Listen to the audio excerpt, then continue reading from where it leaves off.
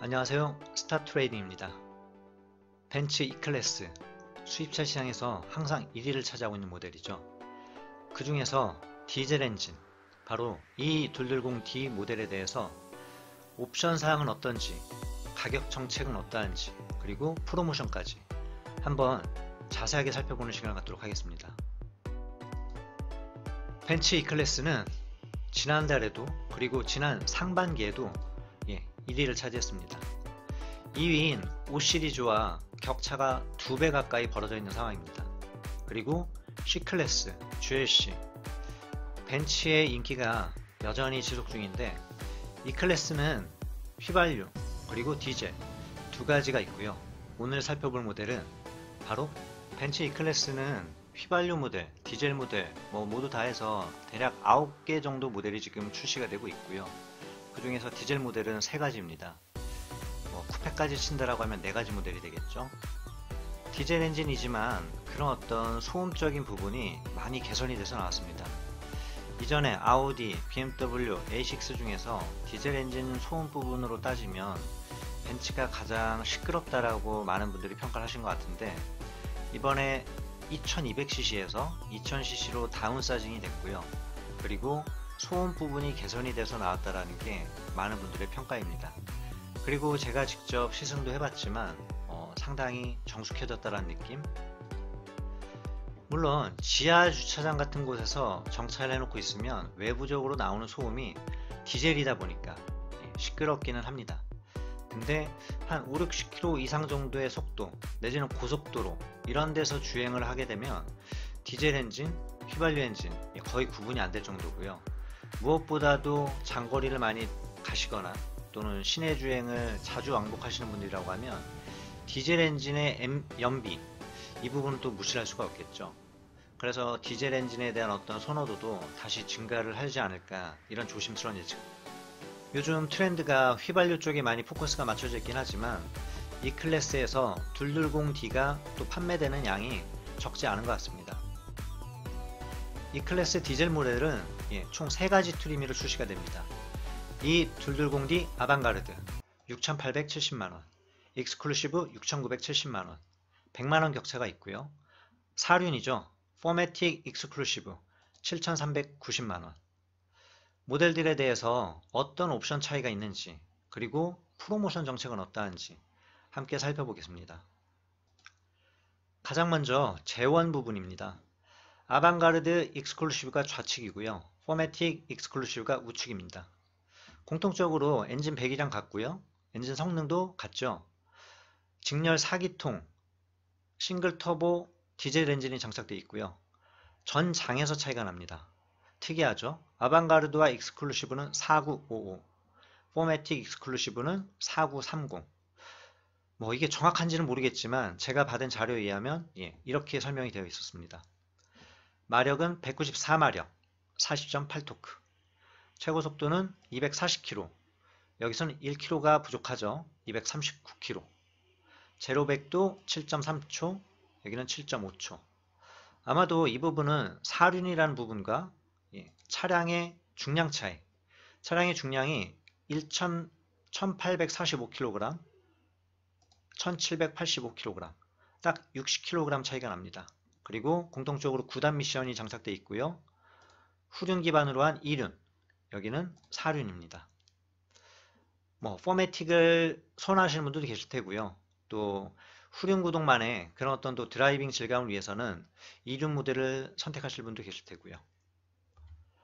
아무래도 4륜이 되다 보면 주행 안정성 면에서는 높은 점수를 받을 수 있겠지만 아무래도 연비 차이가 있겠죠. 복합 연비 14.2km, 여기는 13.7km. 상당히 비슷한 수치라면 수치죠. 근데 또 차이가 난다라면 날 수가 있는 수치입니다. 그래도 디젤이기 때문에 연비가 상당히 잘 나오는. 빨리 설명을 드리겠습니다. 이 220D 아방가르드 6870, 익스클루시브는 6970. 할인 금액은 지금 둘 다 거의 동일합니다. 지난달보다는 조금 할인폭이 축소가 됐는데 570에서 600만원 정도 할인이 가능한 상황이고요. 예상 구매가는 6270만원. 포매틱 익스클루시브 7390만원이고요. 700에서 780만원 정도 할인이 가능한 상황. 780 할인을 받았을 때 차량 예상 구매가는 6,610만원. 이게 7월 10일까지 구매가 완료된 사람일 경우에는 할인폭이 30에서 한 50만원 정도가 더 나올 수 있는 상황이었던 것 같고요. 그리고 벤츠, BMW 할 것 없이 요즘 프로모션 정책에 대해서 상당히 민감하게 다뤄지고 있습니다. 그러다 보니까 주 초 또는 주 중반, 주 후반 넘어가면서 약간씩의 어떤 차이가 발생도 하고요. 또 무엇보다도 재고가 많지 않은 상황일 때는 차량의 색상과 시트 색상 이런 부분 때문에도 할인폭이 달라지는 경우가 발생을 합니다. 뭐 이 부분은 보다 자세한 어떤 얘기를 제가 여기선 드리긴 참 어려운데 뭐 프로모션 사항이 필요하다. 나도 좀 많이 할인을 받고 싶다. 그래서 혼자 하기 어려우신 분들이라고 하면 댓글로 메일 주소를 남겨주시면 제가 뭐 소개를 시켜드린다면 소개를 시켜드릴 수 있는 내지는 가격적인 부분에 대해서 어느 정도 협의점이 된 딜러들을 뭐 연결을 시켜드릴 수 있다면 해드리도록 하겠습니다. 노란색으로 글씨로 표시가 되어 있는 부분 아마도 이제 수입차 등급에 따라서 이러이러한 옵션들을 넣었으면 좋겠다. 이제 이런 부분들을 제가 한번 추려봤습니다. 일단 공통적으로 뒷좌석 열선이 들어갑니다. 그리고 아이소피스도 적용되고요. 공통적으로 디지털 계기판은 아닙니다. 아날로그 계기판이 적용이 되고요. 그리고 패드 시프트, 그리고 열선 핸들, 그리고 무드등이라고 할 수 있죠. 앰비언트 라이트, 그리고 잘 모르시는 분들도 많으시죠. 메르세데스미라는 어플입니다. 그래서 원격 시동도 가능하고요. 차량의 기본적인 정보, 뭐 주행 거리, 또 어떤 이상 상태, 그리고 뭐 문이 열렸는지 닫혔는지, 또 원격으로 열고 닫을 수도 있습니다. 스마트폰 무선 충전 시스템이 공통적으로 되어 있고요. 멀티빔 LED, 그리고 파킹 어시스트, 뭐 자동 주차 기능을 불필요하다고 생각하시는 분들도 계시겠지만 또 운전이 미숙하신 분들한테는 또 비교적 요긴하게 사용이 될 것 같습니다. 제가 직접 해보기도 했는데 뭐 생각보다는 괜찮았습니다. 요즘 최신 차량에 적용되는 완전 자동 주차는 아니고요. 반 자동 주차 정도는 되는 것 같습니다. 핸들을 갖다가 자동으로 꺾어주고요. 운전자는 브레이크와 엑셀, 그리고 기어 변속, 드라이브와 R 버튼을 왔다 갔다 해주면 됩니다. 사각시대 어시스트, 뭐 후측방 경보라고 하죠. 사이드 미러의 오른쪽 뒤, 왼쪽 뒤에 차가 있는지를 표시해주는 그 부분이고요. 그리고 많은 분들이 이제 중요하게 생각하시죠. 전동식 트렁크, 공통적으로 다 적용이 되어 있고요. 그리고 오토 홀드 기능, 브레이크를 꾹 한번 눌러 더 잡으면 자동으로 파킹 브레이크가 걸리는 기능입니다. 있으면 상당히 요긴하죠. 주요 옵션들, 외관 쪽으로 한번 먼저 살펴보겠습니다. 일단 어떤 차이가 있는지 궁금해 하실 텐데요. 가장 큰 차이는 바로 이 전면부와 휠입니다. 익스클루시브 모델은 전면 그릴이 이런 식으로 모양이 형성되어 있고요. 그리고 엠블럼이 이렇게 솟아 있습니다. 이 별마크를 좋아하시는 분들도 많으시죠. 그리고 상당히 S클래스와 닮아 있습니다. 벤츠 C클래스도 상당히 잘 나왔죠. 모양이 이 부분하고 상당히 비슷합니다. 그리고 휠은 이 휠이 적용이 됩니다. 다른 하나, 아방가르드 모델입니다. 아방가르드 모델은 이 그릴이 두껍게 두 줄로 그어져 있고요. 엠블럼이 이 안에 딱 정중앙에 박혀 있습니다. 그래서 보다 조금은 남성적인 이미지가 느껴지기도 하고요. 또 익스클루시브 모델은 조금 더 고급지면서 약간은 세련된 그런 어떤 모습이 연출되기도 하고요. 여기 지금 휠은 이 휠은 아닙니다. 국내에서 판매되는 아방가르드 모델에는 이 바로 아래 휠이 장착되어 있습니다. 그래서 가장 크게 외관적으로 차이나는 부분은 전면부 쪽, 그릴하고 엠블럼 부분, 그리고 휠. 뒷면에서는 거의 차이를 느끼기 어렵습니다. 측면 쪽에 약간의 뭐라 그래야 되죠? 은색 사이드 몰딩이라 그래야 되나요? 제가 단어가 갑자기 생각이 안 나서요. 그 부분이 익스클루시브는 적용이 되어 있고요.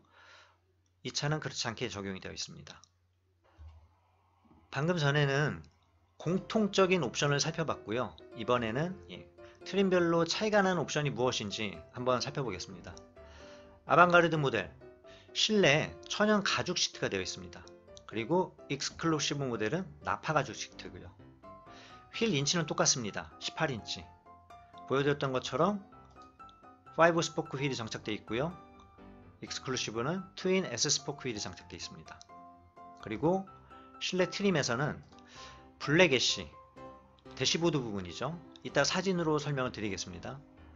익스클루시브는 브라운 애쉬. 그리고 가장 눈에 띄는 차이라고 한다면 인조가죽 대시보드. 대시보드 부분 윗부분이 가죽 스티치가 되어 있어가지고 조금은 고급스러운 느낌이 들어갑니다. 그리고 아까 살펴드렸던 주요 옵션, 바로 이제 공통 주요 옵션은 이 부분이 들어가 있고요. 그래서 외관적으로 차이나는 부분은 엠블럼과 휠 정도, 그리고 실내에서는 가죽 시트의 질감 차이는 있겠지만 육안으로는 살피기가 좀 어렵고요. 그리고 바로 이 부분, 좀 전에 외관의 차이점을 살펴봤다라고 하면 이번에는 실내 부분을 살펴보겠습니다. 바로 이 부분이죠. 아방가르드 모델은 이 부분이 블랙 애쉬로 되어 있고요. 익스클루시브 모델은 브라운 애쉬로 되어 있습니다. 그래서 블랙 애쉬가 약간 어두운 느낌의 좀 세련된 느낌이 있다라고 하면 여기는 조금 클래식하면서 고급스러운 느낌이 있다고 할 수 있겠죠. 개인별로 선호하는 차이에 따라서 블랙 애쉬를 선호하는 분도 계실 테고요. 또 브라운 애쉬의 느낌을 나무엔지 질감이 더 느껴지다 보니까 그 부분을 선호하시기도 할 테고요. 사진상으로는 잘 안 나왔는데 이 위에 대시보드 부분, 이 부분이 아방가르드는 이런 어떤 우레탄 재질로 되어 있고요. 여기는 인조가죽 같은 재질로 되어 있습니다. 그리고 스티치가 이렇게 들어가 있고요. 그래서 가격적인 측면은 지금 익스클루시브와 아방가르드 같은 이륙 모델일 때는 100만원 차이가 나고요. 이제 포매틱으로 가게 되면 7,390만원. 포매틱 아방가르드가 있으면 좋겠다는 생각을 했는데 현재 그 모델은 출시가 안 되어 있습니다. 그래서 전면부 디자인이 이런 디자인을 선호하는 분도 계실 테고요. 운전석에 앉으면 이 삼각별 딱 보이면서 운전하는 느낌, 그게 좋으신 분도 계실 테고요. 저 같은 경우는 개인적으로 이런 쪽이 조금 더 쌈박한 느낌이 되지 않나 이런 생각이 듭니다. 그리고 후면부는 거의 동일한 느낌, 실장적으로 구별하기가 어렵습니다. 벤츠를 타보신 분들은 익히 아시고 계시겠지만 처음 접하시는 분들은 이런 부분에 있어서 차이점을 갖다가 인식을 하셔야 될 것 같습니다. 첫 번째는 핸들 기어 방식입니다. 핸들의 오른쪽 뒤편으로 기어가 이렇게 되어 있습니다. 이 부분은 조금 아쉽다는 생각이 많이 듭니다. 또 사용을 지속적으로 하신 분들은 또 이거에 이제 익숙해지셔가지고 편안하다라고 얘기하시는 분들도 계시고요. 위로 올리면 R, 뒤로 내리면 D, 그리고 R이던 D 상태에서 이 옆에 버튼 이걸 누르면 파킹으로 자동으로 걸리게 되어 있습니다.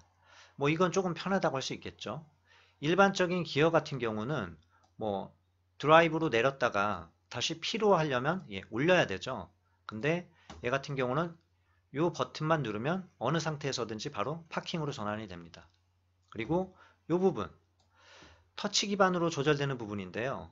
언뜻 보면은 이게 기어 노브처럼 보이죠. 근데 그건 아니고요.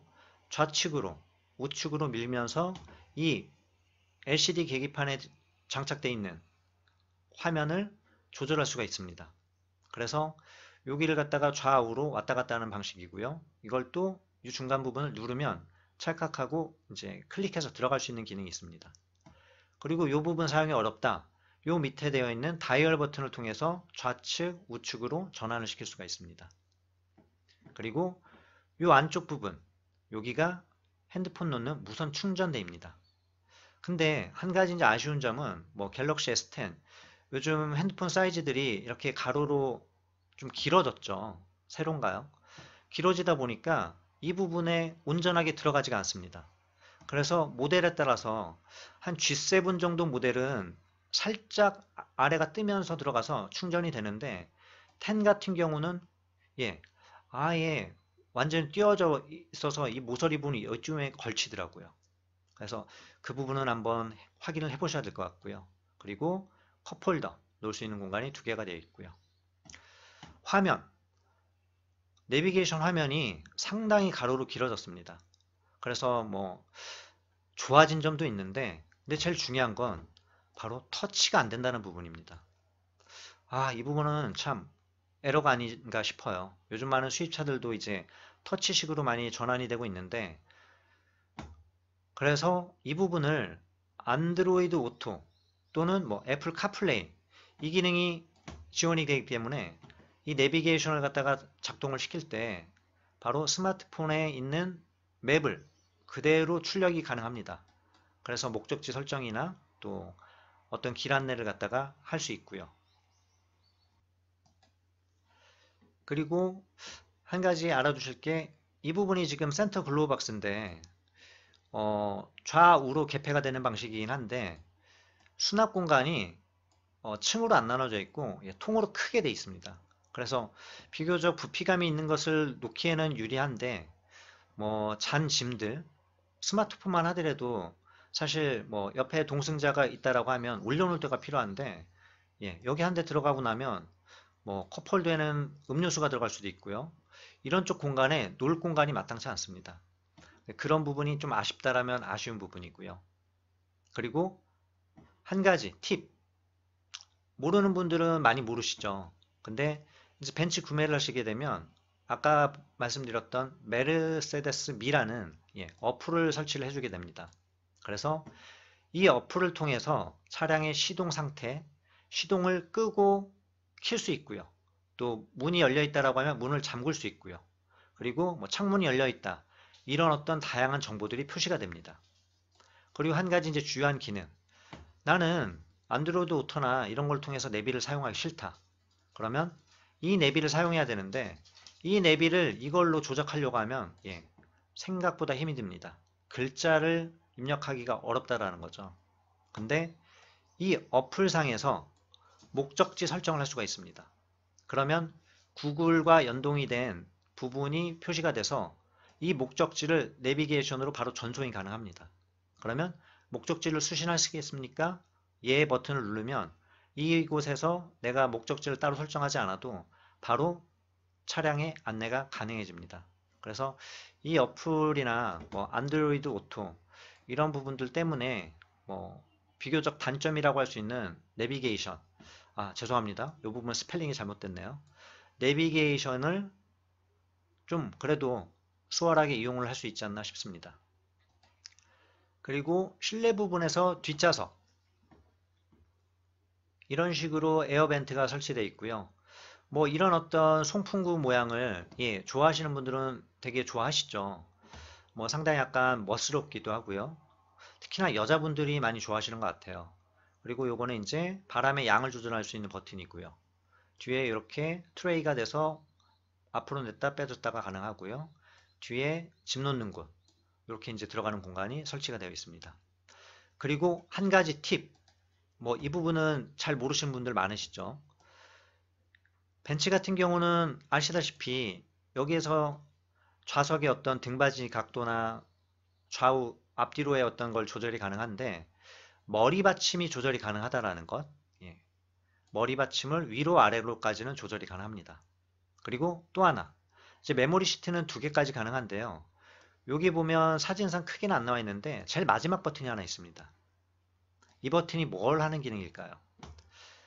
그 부분 아시죠? 워크인 시트라고, 보조석, 동승자 이 옆부분에 요즘 뭐 고급 승용차들이나 이런 부분에 보면 이 차량의 뭐 등받이, 시트 조절을 할 수 있는 버튼이 달려 있죠. 벤츠 E클래스 같은 경우는 안 보이는데 이게 여기에 숨어 있습니다. 뭐냐? 이 버튼을 누른 상태에서 의자를 조절하게 되면 바로 동승석 시트가 왔다 갔다 됩니다. 그래서 급하게 뭐 시트를 좀 앞으로 당겨야 되거나 좀 뒤로 당겨줘야 될 때 운전석 앉은 자리에서 이 버튼을 누르고 이 버튼을 조절해서 가능하다라는 거죠. 그래서 그런 어떤 또 편의성이 있다라는 부분. 벤츠 E클래스 전장 4955, 5 시리즈 4935, A6 올해 말에 이제 풀 체인지 모델이 출시되죠. 어쨌든 기존에 나와 있던 건 4935, 그리고 캐딜락 CTS, 아무래도 BMW 5 시리즈, A6, 구매가 상당히 애매한 어떤 시점들이 많죠. 특히나 디젤 모델들 같은 경우에는. 그러다 보니까 이제 일본차 내지는 또 캐딜락 이런 쪽에도 관심을 보이실 텐데요. 캐딜락 CTS 차 모양 참 이쁘게 나왔습니다. 물론 미국 차들 어떤 잔고장이나 AS 부분 이런 부분이 조금만 더 좋아진다라고 하면 아마도 판매가 급증할 수 있지 않나 또 그런 생각도 듭니다. 전장 4966 그리고 제네시스 G80 내년에 풀체인지 모델이 출시된다고 하죠. 4990 전장은 가장 깁니다. 볼보 S90 4963 전면 모델은 상당히 이쁘게 나왔어요. 근데 후면 모델은 좀 아쉽지 않나. 호불호가 갈릴 수 있는 디자인 같고요. 전폭 보겠습니다. E클래스 1880, A6 1875, G80 1890, 5시리즈 1860, 1834, 1879. E클래스 같은 경우는 전장도 비교적 긴 편이고요. 전폭도 조금 크게 나왔습니다. 그러다 보니까 주차할 때 조금은 신경이 쓰이는 것 같습니다. 아무래도 뭐 1, 2cm 이게 작은 차이인 것처럼 보여도 또 운전을 하다 보면 좁은 공간에 파킹해야 될 때도 있는데 그런 부분은 조금 아쉽다. 그러나 실내 공간이나 또 차량 시트도 상당히 편하게 나와 있다. 이제 이런 어떤 측면이 부각되다 보니까 많이 팔리고 있는 것 같고요. 그리고 디젤 모델들 만약에 디젤에 대한 어떤 선입견이 있으신 분들이라고 하면 시승을 한번 해보시면 좋겠고요.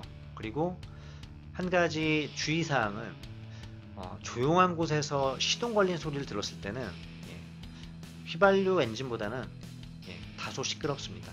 근데 주행을 하거나 실내에 들어가 있을 때는 이게 휘발유인가 디젤인가 비교적 구분이 잘 안 될 정도로 요즘 디젤 차들이 상당히 잘 나왔습니다. 여기까지 벤츠 E클래스에 대해서 이것저것 살펴봤습니다. 도움이 되시는 정보였으면 좋겠고요. 좋아요와 구독 부탁드리고 시청해주셔서 감사합니다.